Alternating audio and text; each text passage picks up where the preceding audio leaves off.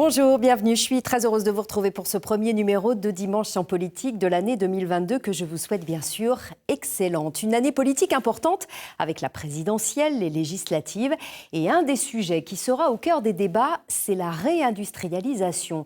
Le maintien des savoir-faire, des marchés, des entreprises sur le territoire national.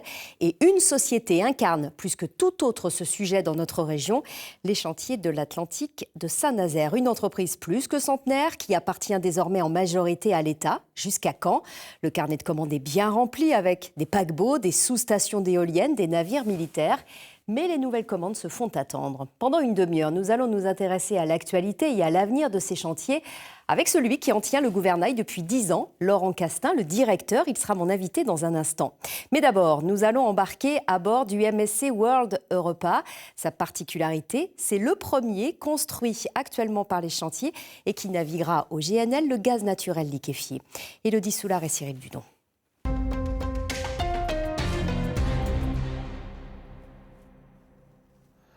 Avec ses 333 mètres de long, ses 47 mètres de large et ses 22 ponts, le MSC World Europa est le plus gros paquebot construit par les chantiers de l'Atlantique pour cet armateur. C'est surtout le premier navire à fonctionner au gaz naturel liquéfié, une nouvelle technologie qui permet de réduire de 20% les émissions au CO2 par rapport au moteur au fioul. Les dimensions des cuves, c'est environ 10 mètres de diamètre sur 30 mètres de long, avec une isolation de 35 cm tout autour des cuves. Vous mettez à l'intérieur du gaz à moins 160 degrés. Il faut qu'il reste le plus longtemps possible en phase liquide pour alimenter. Donc on peut comparer ça à une bouteille thermo qu'on utilise pour aller faire du camping, par exemple. La construction de ce nouveau géant des mers représente un futur plus écologique pour les bateaux de croisière, souvent pointés du doigt pour leurs émissions polluantes. L'objectif pour MSC est d'atteindre le zéro émission d'ici 2050. Ce premier bateau propulsé au gaz est un début et il a fallu adapter la structure du navire pour stocker les 4000 mètres cubes de gaz. Au lieu d'avoir les réservoirs habituels de fuel, on retrouve avec une zone au milieu qu'on a dû réserver très grande pour recevoir les réservoirs de gaz. Donc on a dû s'adapter vraiment autour de cette contrainte qui est assez forte, mais qui va nous permettre au final d'avoir un bateau qui va pouvoir marcher au gaz et non plus au fioul lourd comme on avait sur les autres navires. Construire un bateau plus vert a un coût 10 millions d'euros supplémentaires. Encore en chantier, le MSC World Europa, avec sa poupe inédite en forme de Y et ses 2600 cabines, sera livré à l'automne. Il servira d'hôtel flottant pendant la Coupe du Monde de foot au Qatar. Son jumeau, construit à côté, le MSC Euribia, devrait prendre la mer, lui, au printemps 2023. Bonjour Laurent Castin. Bonjour. Je suis ravie de vous accueillir pour ce premier numéro de Dimanche en politique de l'année. Qu'est-ce qu'on peut vous souhaiter pour 2022? Une nouvelle commande de paquebot, très vite? Ah oui, ce serait une bonne chose. Il est temps de prendre des commandes, mais aussi des commandes dans le domaine des énergies marines renouvelables. Et de toute façon, on est toujours prêt à prendre des commandes. De garnir votre carnet, on l'imagine. On va y revenir dans un instant à ce carnet de commandes, mais d'abord, on va s'intéresser à ce paquebot qu'on vient de découvrir en images avec ses cuves très impressionnantes de GNL, le MSC World Europa. Ce n'est pas le plus gros construit dans l'histoire des chantiers de l'Atlantique, c'était le Wonder of the Seas qui a quitté Saint-Nazaire il y a 2 mois, mais c'est le premier au GNL, donc le gaz naturel liquéfié, un carburant plus écologique par rapport au fioul ou au diesel, mais c'est un carburant qui n'est pas la panacée pour l'avenir des chantiers de l'Atlantique. Il n'est pas simple à manipuler, il n'est pas facile à placer dans les ports. C'est pas l'avenir des chantiers, le GNL. Alors en partie, d'abord, c'est en partie son passé, parce que je rappelle que les chantiers ont été un grand chantier qui a fabriqué des transporteurs de gaz, qui s'est beaucoup intéressé à la propulsion au gaz dans le passé. Donc finalement, c'est un retour... Donc ça vous sert aujourd'hui quelque part. Voilà, un retour à une technologie qu'on connaissait bien. C'est une technologie qui va permettre le verdissement, c'est incontestable, et c'est un grand progrès. C'est certainement pas la panacée, on n'est pas encore au navire zéro émission, mais on n'a pas encore beaucoup d'autres solutions. Donc on va peut-être voir des navires gaz pendant un certain temps au chantier de l'Atlantique. Ça veut dire que vous travaillez sur quel autre type d'énergie aujourd'hui ? Alors, les autres types d'énergie, c'est d'utiliser d'autres carburants qui aient moins d'impact environnemental. Alors, pour l'instant, ce sur quoi on travaille, c'est plutôt de la réflexion de papier, parce que beaucoup de ces carburants n'existent que sur le papier quand on parle en quantité industrielle. L'hydrogène, l'ammoniac qu'on n'utilisera sans doute pas, le méthanol, Alors ça, c'est peut-être des noms qui sont un peu qui rappellent les cours de chimie à un certain nombre de vos auditeurs. Voilà, tout un tas de choses qui sont soit des gaz, soit des liquides, plus ou moins faciles à manipuler, mais qui ont tout l'avantage a priori de pouvoir, dans le futur, être produits à partir d'hydrogène vert et donc être des carburants qui soient réellement zéro émission. Mais pour l'instant, on n'en est pas là. On n'est qu'au stade des études sur ces carburants. Alors, on n'est qu'au stade des études et finalement, c'est le gaz qui rentre réellement maintenant en phase réelle et industrielle. C'est donc plus écologique de faire naviguer des paquebots au gaz. De toute façon, vous n'avez pas vraiment le choix, puisque l'Organisation maritime internationale vous impose à vous et à tous ceux qui travaillent dans le transport maritime de diminuer de 50% les émissions de gaz à effet de serre d'ici 2050. Certes, c'est loin, mais ce sont aussi les armateurs qui vous demandent d'évoluer et les touristes aussi. Alors, plusieurs choses. D'abord, et c'est une bonne chose de le rappeler, l'OMI ne demande pas de changer de carburant. Elle demande d'émettre moins de CO2. Et vous de trouver lequel est le bon et le meilleur. Voilà. Mais une des grandes voies, c'est, comme on l'entend à propos du bâtiment, c'est les économies d'énergie. Et ça, les chantiers de l'Atlantique ont travaillé cette question des économies d'énergie depuis très longtemps, depuis 10 ans. Sous quelle forme ? À travers quelle technologie ? Alors, c'est de regarder partout comment on peut utiliser moins d'énergie. Un exemple tout simple, quand les moteurs tournent, ils émettent des gaz d'échappement qui sont très chauds. Eh bien, aujourd'hui, on récupère cette chaleur des gaz d'échappement, on fait de la vapeur. Avec cette vapeur, on fait de l'électricité qu'on utilise à bord du navire. Et les navires des chantiers de l'Atlantique sont d'ores et déjà les navires les plus économes en termes d'énergie de toute la flotte. C'est-à-dire au monde ? Au monde, oui. Vous êtes les chantiers les plus verts du monde ? Vous pouvez dire ça ? Ah oui. Et on a des preuves. Voilà, et donc on est déjà... Ça peut surprendre, parce que vous savez que votre industrie, elle est souvent taxée d'être justement anti-écologique. Vous nous dites, non, on fait des efforts, en même temps vous revenez loin. Absolument, mais on est déjà pratiquement aux objectifs de 2030 de l'OMI. Donc je crois que dans la région, on peut être fier.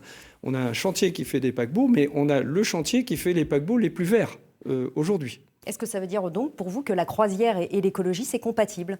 Ah oui, on fera des navires qui seront conformes à la réglementation. Ils seront de moins en moins impactants pour l'environnement. Ils ne seront jamais zéro impact. C'est pourtant ce qu'espèrent les armateurs, mais vous nous le dites, zéro émission, c'est impossible ? Alors, zéro émission, ça sera très difficile, mais des émissions très propres, ça sera possible. Il y a une chose que je voudrais préciser d'ailleurs par rapport au gaz. Le gaz qu'on utilise dans les bateaux, c'est le même que celui que vous utilisez dans votre gazinière. Vous le faites brûler dans votre cuisine sans aucun inconvénient, sans aucun inconvénient notable. Mais c'est le même gaz qu'on va faire brûler dans les paquebots. Ce qui prouve quand même son innocuité générale. Le gaz qui est plus écologique que le fioul ou le pétrole, mais qui est plus cher. Est-ce que ça veut dire aussi que les croisières vont augmenter le prix des croisières pour les touristes ? Le gaz est plus cher. Je dirais, avant de dire que le prix des croisières va augmenter, ça va d'abord coûter plus cher à nos clients. Est-ce qu'ils le reporteront dans le prix du ticket ? En fait, le plus cher dans quelle mesure pour vos clients, le gaz ? Le gaz, alors, le gaz n'est pas tout à fait le bon exemple parce que le gaz existe déjà. Il y a un marché qui varie et le gaz est plutôt à peu près au même prix, voire parfois un peu moins cher que le diesel. En revanche, les autres carburants dont on a parlé précédemment, l'ammoniac, le méthanol, c'est des carburants qui coûteront 2 ou 3 fois plus cher que le gaz. Donc à un moment, ça se répercutera sur le prix des croisières à bas coût, low cost. On peut imaginer qu'elles disparaîtront ? Oui, mais le prix du carburant n'est qu'une petite partie du coût de la croisière. Et on devrait pas trop le voir. Donc arriver à un équilibre. Le moyen le plus écologique et le plus ancien aussi de faire naviguer des bateaux, c'est la voile. Et vous vous êtes lancé sur ce marché il y a quelques mois à travers un prototype qui a été implanté sur le site des chantiers de l'Atlantique à Saint-Nazaire. Vous avez lancé donc les études. Sincèrement, derrière la belle histoire, est-ce que vous, Laurent Castin, vous croyez à l'avenir de cette propulsion qui, par essence, est intermittente ? Alors oui, j'y crois. Moi, je pense que très rapidement, on va voir des paquebots à voile. Et j'espère bien que rapidement, on va avoir des commandes de paquebots à voile. Pour tout type de bateau ? Alors, plutôt des petits bateaux. Aujourd'hui, même avec notre gréement et notre mât qui fait quand même 80 mètres de haut, on ne peut faire raisonnablement fonctionner des bateaux à la voile que des bateaux de petite taille. Enfin, ce sera quand même un bateau qui fera 200 mètres de long. Donc presque moitié moins que le MSC actuellement, mais quand même 200 mètres. Voilà. Et ensuite, il faut qu'il y ait du vent. Et les navires de croisière, ils ont besoin de respecter des horaires. Donc, il ne marchera pas toujours à la voile. Il faudra donc une autre énergie. Voilà. Ce sera laquelle? Mais ceci dit, les bateaux à voile, les croisières, il y en a beaucoup qui se font sous les tropiques. Sous les tropiques, il y a un fameux vent qui s'appelle les alizés, qui souffle de manière très régulière. Et donc, sous les tropiques, on peut espérer naviguer 60 ou 70% du temps à la voile. Et ça veut dire que vous espérez sincèrement quand une commande et voir flotter un bateau sur les mers du monde, sorti des chantiers de l'Atlantique avec des voiles? Une commande, on espère bien en prendre une dans l'année. Et après, il nous faut 3 ans pour construire le bateau.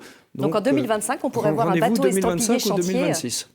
Bon, et en tout cas, c'est des très beaux bateaux en plus. Ils ont ils seront magnifiques. un profil effectivement très, très joli. Ce qui est sûr, de toute façon, c'est qu'on ne propulsera pas tous les paquebots à la voile. Absolument.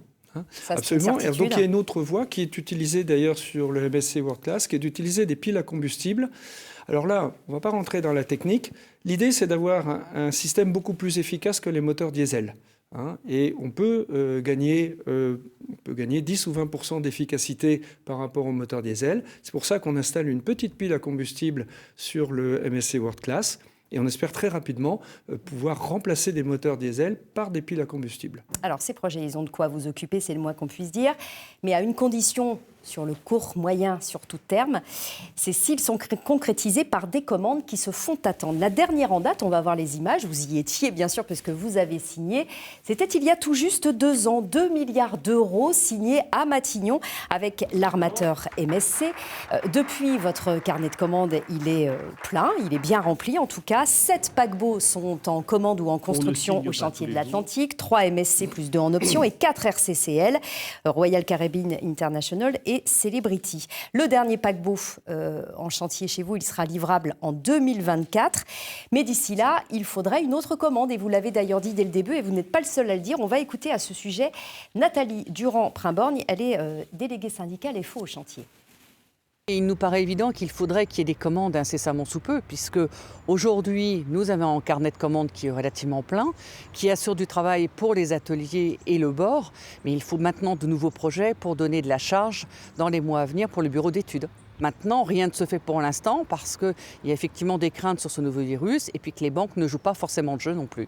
On sait que certains armateurs aimeraient passer commande de certains types de nouveaux types de bateaux, on va dire, moins gros, mais toujours de croisière, peut-être plus de luxe aussi. Maintenant, si effectivement dans les 6 mois à venir, ça ne se décante pas, on pourra effectivement s'inquiéter. Est-ce que vous avez de quoi les rassurer, Laurent Castin, les syndicalistes et puis les salariés des chantiers? Il y aura des commandes bientôt, là. Oui, alors je voudrais d'abord préciser, on a encore un paquebot à livrer en 2025, pas simplement 2024. Oui, l'activité commerciale est forte en ce moment. Nous sommes dans des discussions commerciales avancées. Donc, on espère bien prendre des commandes maintenant dans les mois qui viennent. Et c'est nécessaire, vous nous l'avez dit, il faut qu'elles viennent parce que pour les bureaux d'études, notamment, il y aura bientôt moins de travail. Alors, c'est nécessaire, c'est pas encore critique. On n'est pas dans la situation d'il y a 10 ans ou 20 ans quand c'était très compliqué au chantier. On a encore du travail, même si vous interrogez les gens du chantier, vous direz même un peu trop de travail en ce moment.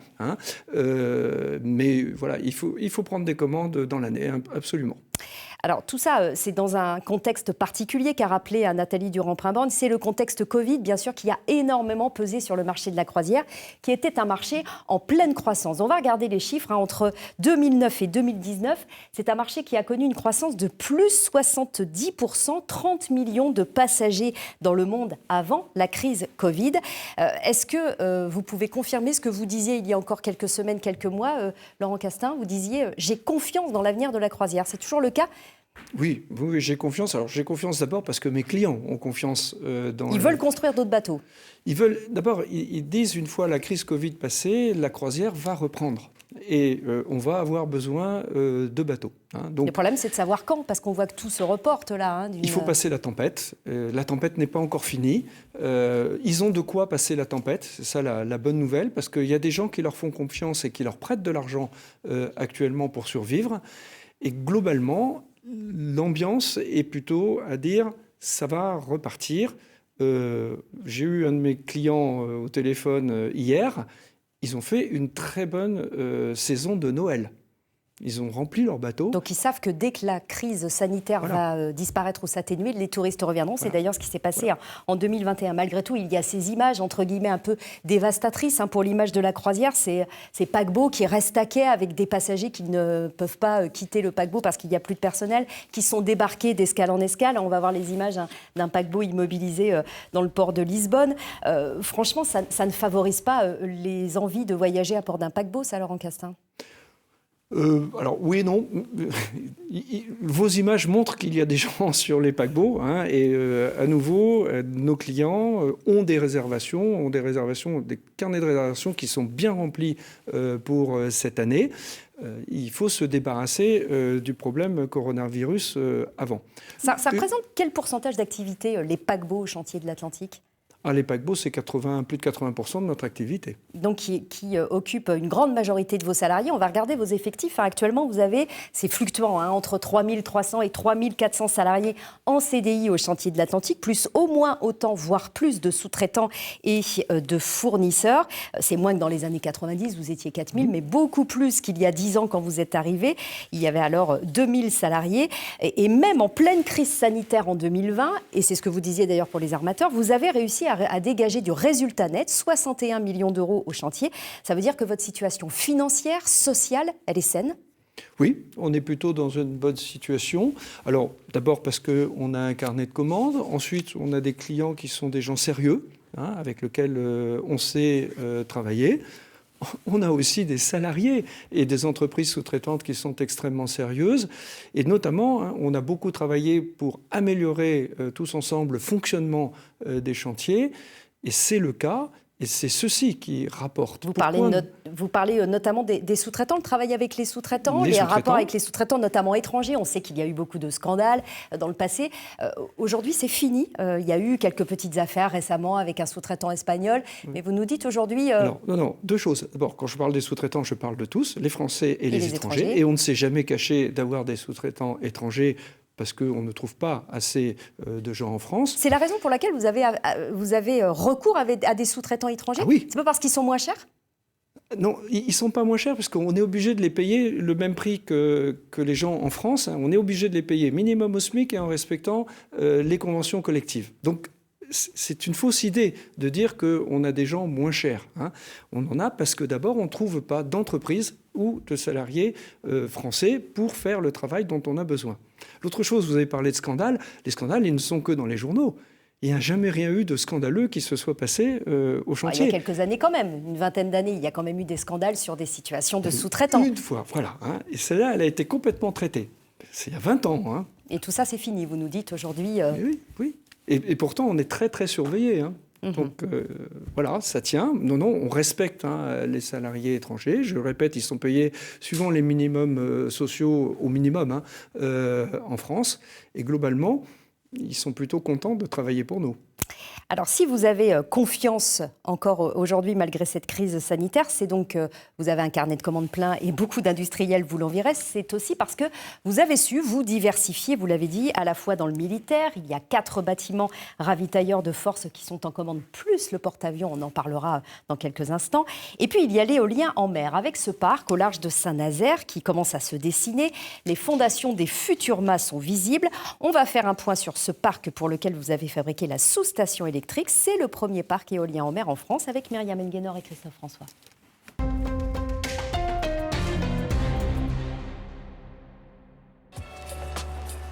Depuis la côte, elle se dessine à l'horizon. À 12 km du rivage, 47 fondations en acier ont été posées. Il y en aura 80 d'ici le printemps prochain. Des fondations prêtes à recevoir leurs éoliennes. À quelques kilomètres de là, le port de Saint-Nazaire a été spécialement aménagé pour stocker ses colis XXL. Ici, vous êtes sur le hub logistique où sont rassemblés l'ensemble des composants de l'éolienne. Donc on y trouve les pales, les tours et la nacelle. La nacelle, elle est fabriquée à Saint-Nazaire. Les pales et les tours sont fabriqués en Espagne. Donc on va tout rassembler ici, tout stocker, préassembler les différents éléments, donc les 3 sections de tours. Et puis, on va emmener en mer sur un bateau et les installer en mer à compter d'avril 2022. Par groupe de 4, les éoliennes rejoindront le parc. Il faudra à peine 48 heures pour installer chacune des machines. Toutes seront reliées au cœur névralgique, en place depuis le mois d'août, la sous-station électrique conçue par les chantiers de l'Atlantique. C'est l'élément qui concentre toute l'énergie produite par les éoliennes, qui transforme cette énergie avant de l'envoyer à un poste à terre. La production sera injectée dans le réseau national à Prinquio, à côté de Savenay, et à partir de là, l'électricité suivant toujours le chemin le plus court, elle ira vers les premiers lieux de consommation, et je pense que la Loire-Atlantique sera bien servie en électricité verte. Le parc éolien doit fournir 20% de la consommation électrique du département, soit l'équivalent de 700 000 personnes. Le projet, lancé en 2012, aura mis 10 ans à aboutir. Laurent Castin, cette sous-station, c'est la première livrée, même si la livraison n'est pas encore totalement terminée par les chantiers de l'Atlantique. Il y en a combien d'autres en commande ? Alors, il y a encore 5 sous-stations en commande, en comptant celle-ci qui n'est pas encore livrée. Elle est simplement posée en mer et elle est en train d'être accordée. C'est un nouveau métier pour vous ? C'est un nouveau métier, mais je tiens à signaler qu'on a déjà livré 3 sous-stations à des champs à l'étranger, puisque le champ de Saint-Nazaire n'allant pas assez vite, on est allé vers l'export pour commencer. Et c'est une révolution qui est en train de se faire. En mer du Nord, en mer Baltique, les champs sont en train de fleurir et aujourd'hui, les champs se développent sans subvention publique.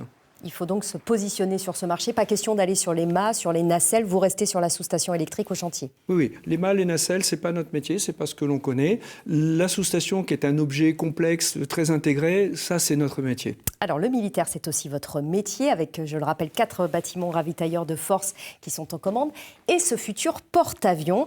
On en est où du porte-avions, de cette commande ? On en parle pour les années 2036, 2037, c'est extrêmement loin. Alors, d'abord, pour parler vrai, le porte-avions n'est pas commandé. Il a été pris la décision de faire un porte-avions, et aujourd'hui, les commandes que nous avons sont des commandes d'études. Donc nous avons 40 personnes qui travaillent aujourd'hui sur le porte-avions. Et chose notable, comme nous allons faire le porte-avions avec Naval Group, qui sera le leader, nous avons créé une société commune. Donc c'est une société commune entre Naval Group et Chantiers de l'Atlantique qui va faire les études et réaliser le porte-avions. Parce qu'on sait faire au Chantier de l'Atlantique, c'est d'ailleurs ce que nous explique un autre délégué syndical, cette fois c'est François Janvier, représentant de la CFE-CGC. On l'écoute. C'est quelque chose d'énorme, un porte-avions, c'est un budget énorme, mais pour un bateau, c'est la taille d'un paquebot. C'est des choses qu'on connaît bien, finalement, parce qu'on a l'habitude, on a le savoir-faire de faire vivre des gens à bord d'un bateau. Et un porte-avions, avant tout, c'est une base aérienne, avec beaucoup de monde à bord, beaucoup plus que sur une frégate ou sur d'autres navires. Donc on a un véritable expertise sur ce sujet-là. Si la commande du porte-avions, elle se concrétise, Laurent Castin, ça fera travailler combien de personnes sur les chantiers, combien de temps ? Comme l'a dit François Janvier, pas beaucoup plus qu'un paquebot. Donc ça va être 2-3 ans de construction. Pas plus ? Ah non, pas plus. Et il faut, parce que sinon, on n'arrivera pas à faire les autres bateaux que l'on aura à faire au même moment. Et ce sera plusieurs milliers de personnes qui vont travailler dessus. Alors ça, c'est pour les seuls chantiers de l'Atlantique. Mais il y a aussi Naval Group qui va faire travailler pour ses propres besoins, plus Technicatome pour tout ce qui est de la chaudière nucléaire. Et à quel horizon ? On parle d'une livraison 2036-2037. Si la commande est confirmée, ça peut aller vite après Alors, si la commande est confirmée, on dit autour de 2025, on va commencer à voir apparaître le porte-avions dans la cale de Saint-Nazaire vers 2029-2030. 2 ans après, il partira. Et comme c'est un objet complexe, il y a de longs temps d'essai, de mise au point, de réception par la marine, pratiquement 2 ans avant que le navire soit reconnu comme apte au service. D'où cet horizon de 2036. D'où cet horizon 2036. Votre actionnariat, aujourd'hui, il est stable depuis 3 ans et demi. C'est l'État qui est très largement majoritaire, avec plus de 84% des parts. À 3 mois de la présidentielle, vous êtes tranquille, rien ne va se passer au niveau de l'actionnariat qui a beaucoup bougé ces dernières années ? Je crois que c'est quand même un dossier un peu difficile, donc ça m'étonnerait que quelqu'un ait envie de le réouvrir en ce moment. Il y a la nécessité, de toute façon, si jamais les chantiers de l'Atlantique étaient reprivatisés, est-ce qu'il faut passer par le vote du Parlement ? Alors, je ne connais pas exactement la loi, mais en principe, une société qui a été nationalisée plus de 5 ans si elle doit être privatisée, elle doit passer par un accord du Parlement. Donc ce sera plus compliqué dans 1 an et demi si ça Dans un an et demi, les choses se compliquent. Je ne sais pas si la volonté populaire est que l'on soit privatisé, ça sera peut-être très simple.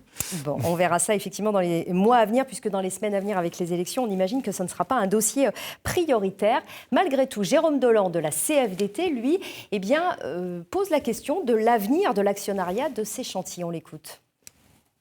Aujourd'hui, ça fonctionne, donc ça ne nous pose pas de problème dans l'immédiat. Par contre, ça interroge effectivement, est-ce que l'État est le bon actionnaire sur le long terme pour une entreprise industrielle ?